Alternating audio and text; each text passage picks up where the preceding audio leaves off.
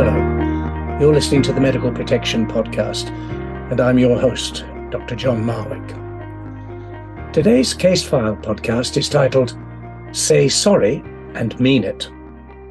In this episode, we're going to be discussing issues that arise from a real case about a dentist who extracted the wrong tooth.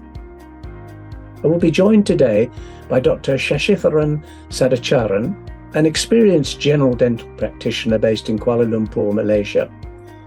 Shashi presents workshops for members of Dental Protection and is also a co-chair of the Patients Complaints Bureau in Malaysia. As always, these cases we discuss are real, though details have been changed to protect the identity of those involved. For this episode, we have dramatized the patient's perspective by making it the subject of a story told to a fictional talkback radio program. Let's first hear that extract.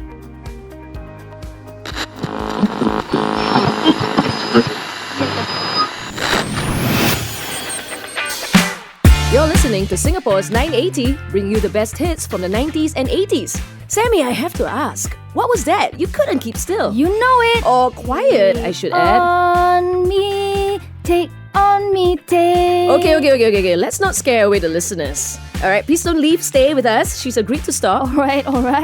Alright, Sammy, who have we got next sharing their tales of woe? So our next caller might just take the cake for being out of luck. Almost out of teeth too. Yeah, ouch. Jay, are you there?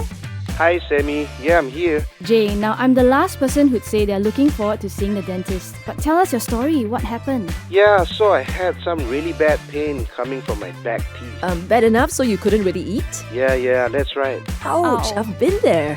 Yeah, so I took myself to the dentist. He took a quick look, said the tooth was mobile and he needed to come out. I didn't think I'd be living with one less tooth, but he seemed so sure, so I agreed. After I got home, the drug started to wear off and I was feeling worse off than I was before going in there. Right, worse off because the drugs had worn off? Well, yeah, but the pain was still there, Anyway, I went back because I could tell he'd taken out the wrong Tooth! Oh no, he didn't! Yep, and he wasn't so confident this time, so this dentist stopped short of admitting, that he stuffed up. But instead, he'd say he'd pay for the implants and finish the work in a week. So, was that it? Well, he never got the chance. So 2 days later, I run into this dentist while shopping. And he sees me. And he completely ignores me. You're kidding me. I know, nothing. Didn't care. Didn't want to know me. So the next call I made was to the dental council to make sure this guy never works again. Welcome, Shashi. Really nice to have you here. Thank you for having me, John. Oh, it's great. And we've all just listened to that dramatization of this pretty awful case. Now, I understand you are co-chair of the Patients Complaints Bureau. Do you want to just briefly tell us a little bit about that? The Patients Complaints Bureau is part of the Malaysian Dental Association. We were set up to handle patient complaints before it escalates to either the council or to the courts of law. Trying to stop that happening. Yes, trying to stop that from happening. And therefore, if a patient complains to us, we try to listen, find out whether what we can do, whether it's a communication issue. Of course, if it's something that's against the law, then of course we will not interfere. But we've got to get our patients and the dentist together, talk to them. And if we can settle that over the phone, fine, well and good. Otherwise, it has to go through a full-blown mediation, which I normally carry out. Very interesting. So I'm sure you've seen a lot of different cases over the years in that case. Hopefully, wrong tooth extraction is one of these never ever events you would like to think, but does it happen? Of course, I would like to think it should be a never event in the sense that's something that should not occur. But having said that, there have been cases of teeth being wrongly extracted. And of course, there are many factors to that. There's human factors, sometimes the other factors. But I think what we need to worry about, I would like to talk about is rather than what those things are, what do we do after the event occurs? Right. Well, we heard We heard from the patient in this case. when something like that happens, what is it that patients need? I think in the first instance, John, I think the patient needs to be acknowledged. He wants to know that, yes, something has occurred. He wants an apology. They want their emotions heard. They need to have information of what needs to be done to fix things, not abandoned. But I think most importantly, what they would like, even when the apology comes through, it should not be something just the words. It should be a meaningful apology. It means from the part of the dentist, he really means an apology, and not something we hear apology that's announced over the PA system of an airport if a flight is delayed. Yeah, I mean, it's not always an easy thing to say sorry. I mean, aren't you admitting that you've made a mistake? I mean, obviously, in this case, there was a mistake, but sometimes things happen badly and it was nobody's fault. Okay, in the first answer, there are two parts to your questions. The first thing is, evidence seems to point right now in many countries that saying sorry actually reduces the risk of a complaint. Of course, sometimes, as you said, if an error has occurred, wrong tooth pulled out, there's nothing much you can do about that. But even if an error has not occurred, at least you should express sorrow for the patient's feelings. Look like something like, I'm sorry that this has happened to you. You're not implying fault. You're just telling that you're really sorry that that patient is, say, after an extraction, he felt pain, for example. So that's sort of more showing empathy for the patient, I guess, is it? Yes, you're absolutely right. It shows empathy. And again, going back to that other question, sometimes I think it's a language thing. Certain languages, when you say sorry, it implies you are at fault. So it's a question of trying to turn that around in such a way so that I am sorry because I'm at fault, that concept is removed. Right. I mean, I guess in English, I can say, look, I'm sorry your father died. Doesn't mean that I killed him. Yes. So we use it in different ways, don't we, in English, and it doesn't necessarily carry the implication of fault. But you're saying that in some languages it does. It does, depending on how you speak it, depending on how you say it. It has that implication that I am at fault. Now, I know you speak a few languages, Shashi. Which ones is that the case in Malaysia? Yes, for example, if I were to, in Cantonese, if I were to say "to im chi," which means to say, although it says that I'm sorry, the implication is that I'm at fault. Uh-huh. Okay. So clinicians will be reluctant to use that phrase, especially if they haven't had an error. That's right. Yeah. Okay. Well, that's interesting for our members who are consulting in different languages, I guess, which is certainly the case. In this case, it seems like the clinician, well, clearly the clinician has taken out the wrong tooth. How can that happen? Well, I think that it was a busy day for the clinician on that particular day. Probably it was a very busy day, and too many cases to be seen. He would have assumed that, well, this is the truth.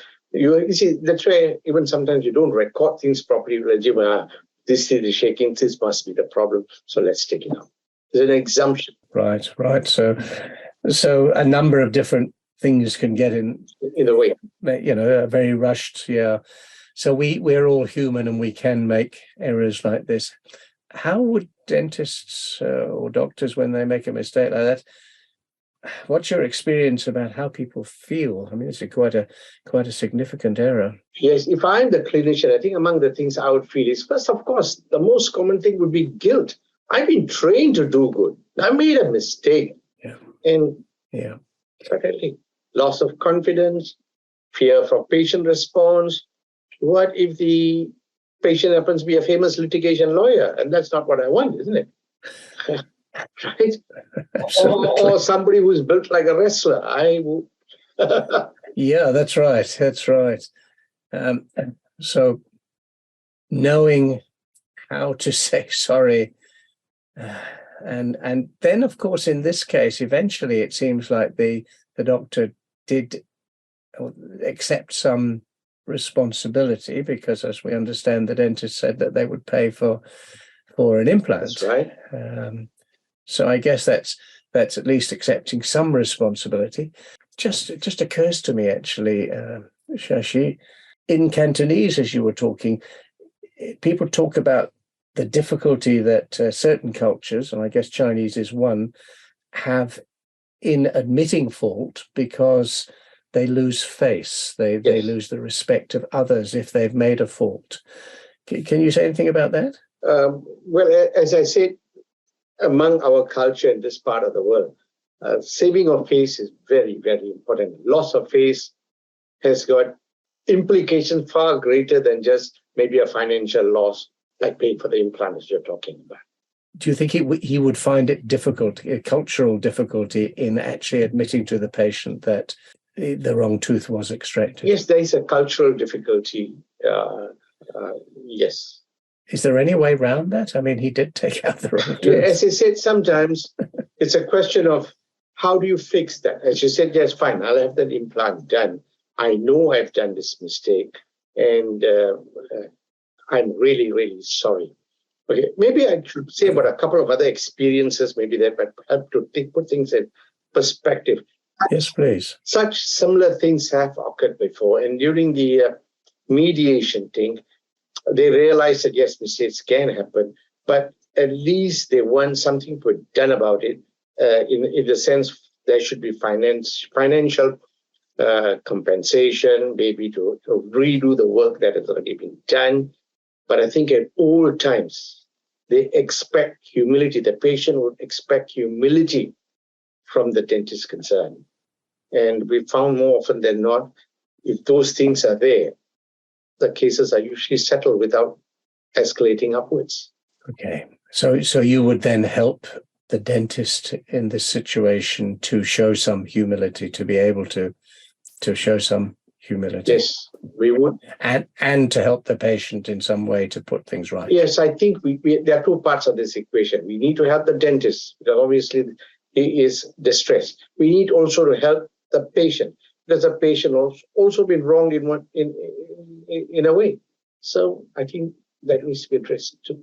So in this particular case, the dentist saw his patient a few days later, and I guess the patient took it that when the dentist ignored him in the shop, this showed that his apology, or that he wasn't sorry for what had happened. Is that how you read it? I said it exactly, because they would have expected, especially when things have gone wrong, the patient rightfully expects the dentist to recognize, to acknowledge, and maintain that sense of communication and trust. Yeah. Trust is damaged, isn't it, in this sort of a situation? And I guess you've got to work really hard to rebuild the patient's trust. Yes, you're right.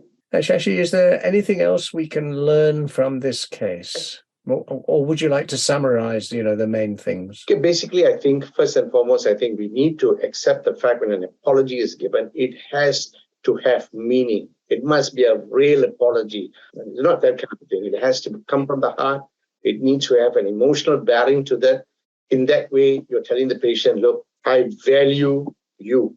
I value your emotions. I value your trust. More importantly, I value that relationship which we are having, and therefore I'm doing all this. That is a sense the patient should be able to get. Really interesting. And I think that last trust and travel, in this particular case, the patient felt that they'd been abandoned in a way, hadn't they? So, Shashi, thank you so much. Thank you for having me, John. So yet again, a very interesting conversation, and what you can learn from a sad case, really. How difficult it is for patients, what their needs are. And of course, it's not always easy for our clinicians, especially when there are cultural complications. And the issue about saying sorry. I'm sorry for your experience, or I'm sorry that I did something. So those two different sorts of sorries, and how in some languages, for example, Cantonese, the words for sorry carry that implication of guilt or of liability. So in those languages, if you want to express empathy, I'm sorry that you need to find different ways to do that. So a lot can come out of these sorts of cases. That's the end of today's podcast. If you're a member of Medical Protection Society and want to know more about this topic, I really encourage you to look at the various workshops and other materials that we have on our PRISM website. There's a lot about open disclosure and about what to do after an adverse event. Details will be in the podcast description. And for more information about medical protection, please look for the links in the podcast description. Until the next time, I've been your host, John Marwick.